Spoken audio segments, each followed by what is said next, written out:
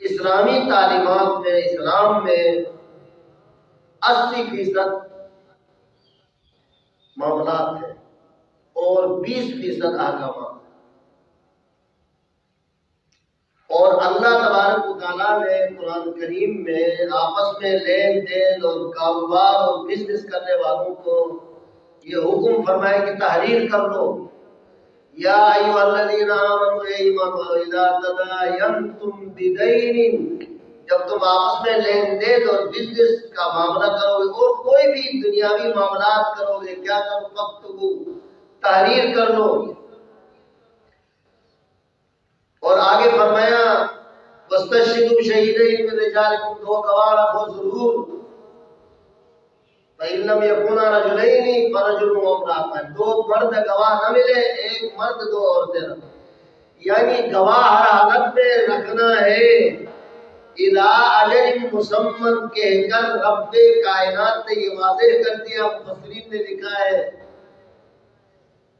جب معاملہ کرو تاریخ لکھو، مہینہ لکھو، دن لکھو، وقت لکھو، یہ ساری چیزیں واضح کر دو.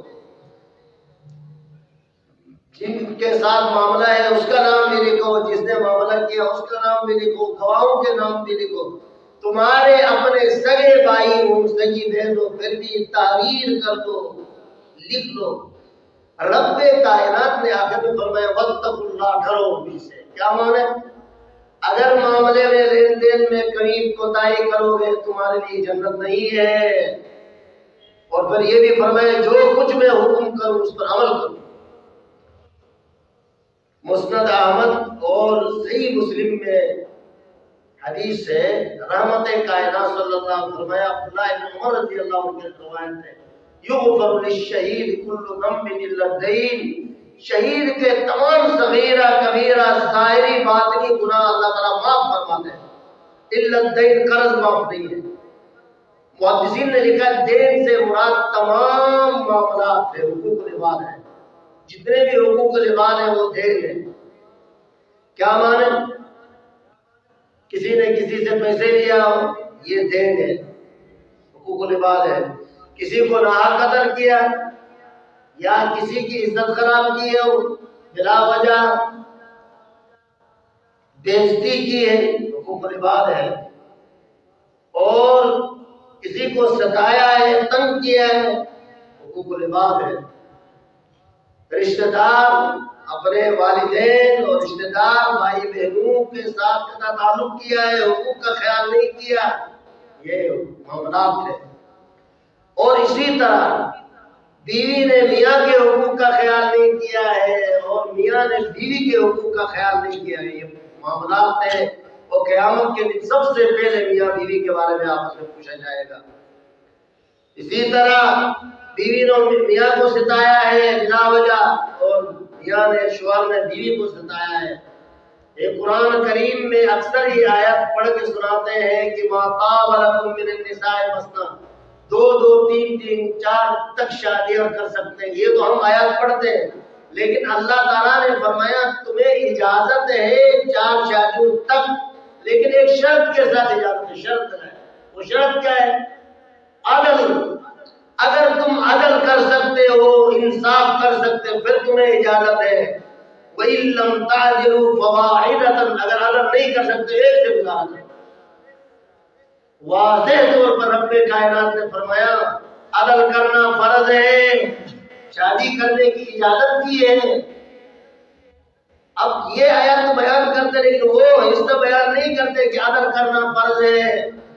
اگر ایک آدمی نے 2 2 3 3 شادیاں کی، عدل نہیں کیا، تو وہ مرد بھی، وہ شوہر بھی جنت میں نہیں جا سکتا ہے. آدھا دھڑا نہیں ہوگا قیامت میں، اس حال میں آئے گا کہ وہ عدل نہیں کرے. عدل انصاف کرنا فرض ہے. شادی کرنے کی اللہ نے اجازت دی لیکن شرط لگایا. وہ شرط کیا ہے کہ بھئی عدل کر سکتے ہو تو تم دوسری تیسری چوتھی کر سکتے ہو. اگر عدل نہیں کر سکتے سن لو فواحدۃ وَإِن لَّمْ تَعْدِلُوا فَوَاحِدَةٌ، عدل نہیں کر سکتے ایک کافی ہے، بس گزارا کرو ایک.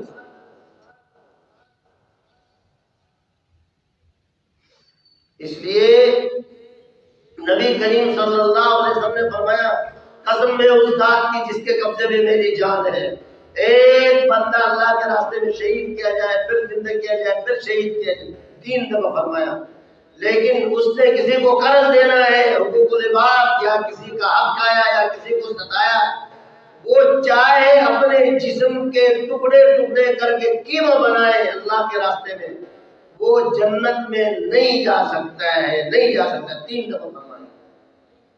نبی کریم صلی اللہ علیہ وسلم ارشاد فرمایا، نفس المؤمن معلقۃ بدینہ، سنن ابی داؤد، ترمذی شریف اور نسائی شریف میں یہ روایت موجود ہے۔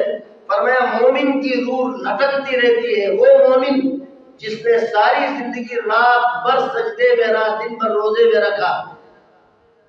میں رہا، آنکھ جھپکنے کے کوئی اللہ کی یاد سے غافل نہیں رہا، لیکن اس نے لوگوں کے حقوق غصب کیے، حقوق العباد کا خیال نہیں کیا، لوگوں سے قرضے لے کے واپس نہیں کیے، لوگوں کی زمینیں غصب کیا۔ فرمایا وہ جنت میں اس کی روح نہیں جا سکتی جب تک وہ قرض ادا نہ کرے، حقوق ادا نہ کرے، یا کوئی اور اس کی طرف سے ادا نہ کرے۔ نبی کریم صلی اللہ علیہ وسلم جنازے آتے تھے، توجہ فرمائیے، اور آپ صلی اللہ علیہ وسلم پوچھتے تھے، بخاری شریف میں روایت ہے، سیدنا ابو سعید خدری رضی اللہ عنہ، سیدنا ابو ہریرہ رضی اللہ عنہ راوی ہے، فرمایا نبی کریم صلی اللہ علیہ وسلم نے جب جنازے آتے تھے، اتی النبی صلی اللہ علیہ وسلم بجنازۃ، سب سے پہلا سوال یہ کرتے تھے، حل علی صاحبکم دین، کیا تمہارے اس بھائی کا کسی کو قرض تو نہیں ہے، یعنی اس نے کسی کو قرض تو نہیں دینا ہے؟ لوگ کہتے ہیں یا رسول اللہ اس نے قرض دینا ہے، نام۔ پھر پوچھتے تھے حل ترک لہ من وفاء، کیا اس کے جائیداد میں اتنا ہے کہ یہ قرض ادا کرے؟ لوگ کہتے تھے لا، اتنے نہیں ہے اس کی جائیداد میں جو قرض ادا کرے۔ پھر آپ صلی اللہ علیہ وسلم کیا فرماتے ہیں، صلو صاحبکم، میں اس کا جنازہ نہیں پڑھاتا، کیا یہ اس حال میں دنیا سے جا رہا ہے کہ لوگوں کو اس نے قرض دینا ہے، پیسے دینا ہے، میں نہیں پڑھاتا اس کے، یعنی جس نے حقوق العباد کو غصب کر کے دنیا سے لے جائے، اللہ کے حبیب اس کا جنازہ نہیں پڑھاتے تھے، اندازہ فرمائے۔ نبی کریم صلی اللہ علیہ وسلم فرمائے، سعید بن زید رضی اللہ عنہ جو عشرہ مبشرہ میں جن 10 صحابہ کرام کو نبی کریم صلی اللہ علیہ وسلم نے جنت کی خوشخبری دی، ان میں سے سعید بن زید رضی اللہ عنہ راوی ہے بخاری شریف میں، من اخذ شبرا من الارض يطوقه يوم القیامت من 7 ارضین، رواہ البخاری، بخاری شریف کی روایت ہے، جو کسی کی ایک بالشت زمین، صرف ایک بالشت قبضہ کر لے اور اس حال میں مر جائے، ایک بالشت زمین،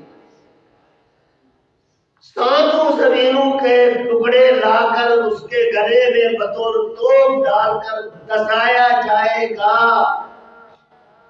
اندازہ فرمائیے، صرف ایک بالش زمین قبضہ کرنے پر یہ سزا ہے، تو جو لوگوں کی کناروں زمین اور کروڑوں کی زمینیں اور پلاٹ اور مکانات قبضہ کر کے دنیا سے جائیں، کیا ان کی کوئی چھٹکارا ہے؟ ان کی نمازیں اور روزے اور حج رد کر کے جہنم میں ڈال دیا جائے گا۔ اس لیے ہمیں چاہے کہ ہم حقوق العباد کا خیال رکھیں، اور وہ والدین اور بھائی جو اپنی بیٹیوں اور بہنوں کو وراثت میں حصہ نہیں دیتے ہیں، اللہ تعالیٰ نے فرمایا یوصیکم اللہ، یہ وراثت کی تقسیم اللہ تعالیٰ نے خود فرمائی ہے، میں تمہیں حکم کرتا ہوں، میں تمہیں حکم کیا کرتا ہوں کہ بیٹے کو کتنا دینا ہے، بیٹی کو کتنا دینا ہے، بیوہ کو کتنا، یہ ساری تقسیم سورہ نساء میں اللہ تعالیٰ نے خود فرمائی۔ آخر میں ایک لفظ فرمایا وصیۃ من اللہ، یہ تقسیم، یہ فریضہ یہ میرے کی ہے، میری طرف سے ہے، اللہ کی طرف سے، وصیۃ من اللہ، یہ فریضہ یہ اللہ تعالیٰ نے مقرر کیے ہے۔ آگے فرمایا وَمَن یعصِ اللَّهَ وَرَسُولَهُ، جو اس میں کوتاہی کرے گا، تلک حدود اللہ، یہ میرے حدود ہے۔ آگے فرمایا وَمَن يَعْصِ اللَّهَ وَرَسُولَهُ وَيَتَعَدَّ حُدُودَهُ، جو میرے حدود کو کراس کرے گا، یعنی جو اپنی بیٹیوں کا اور بیٹوں کا حصہ، یتیموں کا، بیواؤں کا جو حصے میں نے مقرر کیا اس میں خلاف ورزی کرے، نہ دے یا زبردستی سے ظلم کر کے معاف کرائے، فرمایا سن لو يُدْخِلْهُ نَارًا خَالِدًا فِيهَا، وہ آگ میں جائے گا، اس میں ہمیشہ رہے گا، وَلَهُ عَذَابٌ مُهِينٌ، ذلت والا عذاب ہے۔ وہ والدین، وہ بھائی غور سے سن لیں کہ اپنی بیٹیوں کا اپنی بہنوں کا وراثت میں حصہ دے، ایسا نہ ہو کہ ہماری ساری عبادات زندگی بھر کی ضائع ہو جائے۔ امیر المومنین سیدنا عمر بن خطاب رضی اللہ تعالیٰ عنہ سے روایت ہے، کنز العمان باب فی آداب الصحبہ، یہ باب ہے آداب الصحبہ، اس میں حرف الصاد میں یہ روایت لکھی ہوئی کیا ہے؟ امیر المومنین عمر بن خطاب رضی اللہ عنہ کے پاس کے سامنے کسی بندے کی کسی نے تعریف کی کہ یہ بڑا اللہ والا ہے، پرہیزگار ہے، عبادت گزار ہے۔ امیر المومنین عمر بن خطاب رضی اللہ عنہ نے 5 سوالات کیے، کہتے تمہیں کیسے معلوم ہوا کہ یہ اللہ والا ہے؟ تو اس نے کہا یہ نمازیں پڑھتا ہے۔ کہا اس سے پتہ نہیں چلتا ہے، سب سے پہلے یہ بتاؤ حل سافرت معہ، تم نے اس بندے کے ساتھ سفر کیا ہے؟ کہا اس نے کہا نہیں کیا۔ حل کان بینک و بینہ معاملہ، تم نے اس کے ساتھ کوئی لین دین کاروباری کوئی معاملہ کیا؟ کہا نہیں کیا۔ فرمایا علی تمینہ علی شیء، کیا اس کے ساتھ کوئی امانت رکھ کے آزمایا؟ کوئی چیز امانت رکھا ہو اور آزمایا ہو؟ کہا نہیں۔ پھر فرمایا کیا پڑوس میں رہے ہو اس کو؟ کیونکہ پڑوس میں بھی پتہ چلتا ہے کتنے یعنی معاملات میں ٹھیک ہے، کہا پڑوس میں بھی نہیں رہا۔ پھر فرمایا ایک پلیٹ میں کھانا کھایا، کیونکہ جو ایک پلیٹ میں بوٹی میں ناانصافی کرتا ہے، دوسروں کی طرف سے کھینچ کر بوٹی کھاتا ہے، وہ بڑی چیزوں میں بھی ناانصافی کرے گا۔ یہی سے پتہ چلتا ہے آدمی کا جو بوٹی میں ناانصافی ہے، جو 100 روپے میں ناانصافی کرتا ہے وہ 1000 میں بھی کرتا ہے، جو 1000 میں کرتا ہے وہ لاکھ میں کرتا ہے، جو لاکھ میں کرتا ہے کروڑ میں، جو کروڑ میں، اسی طرح جو چھوٹی چیز میں ناانصافی کرے اسی سے پتہ چلتا ہے۔ پھر امیر المومنین عمر بن خطاب رضی اللہ عنہ نے فرمایا جب تم نے سفر نہیں کیا، جب تم پڑوس میں نہیں رہے ہو، جب تم نے امانت نہیں رکھا، ایک پلیٹ میں کھانا نہیں کھایا، پھر تم کیسے گارنٹی دیتے ہو یہ نہیں؟ کہ فرمایا سن لو، اور یہ قیامت تک آنے والوں کے لیے عمر بن خطاب نے فرمایا کہ کسی کو پرکھنا ہو کتنا تقویدار ہے تو معاملات میں پرکھو، معاملات جس کے ٹھیک نہیں ہو متقی نہیں ہو سکتا ہے۔ اگر کسی میں 99% 100% تقویٰ ہے تو وہی معاملات میں ٹھیک ہوگا، جو معاملات میں ٹھیک نہ ہو سمجھو وہ متقی پرہیزگار ہو ہی نہیں سکتا ہے۔ اس لیے میرے بھائیوں آئیے ہم اپنے معاملات کو درست کر لیں، حقوق العباد کا خیال کریں، لین دین اور لوگوں کے حقوق، کسی کو بلا وجہ ستانا، کسی کو تنگ کرنا، یہ اللہ تعالیٰ کو پسند نہیں ہے۔ اگر ہمارے معاملات ٹھیک نہیں ہوں گے تو ہماری ساری نمازیں، عبادات اور تہجد اور یہ ساری نیکیاں رد کر دی جائیں گی۔ آئیے ہم اپنے معاملات کو ٹھیک کریں۔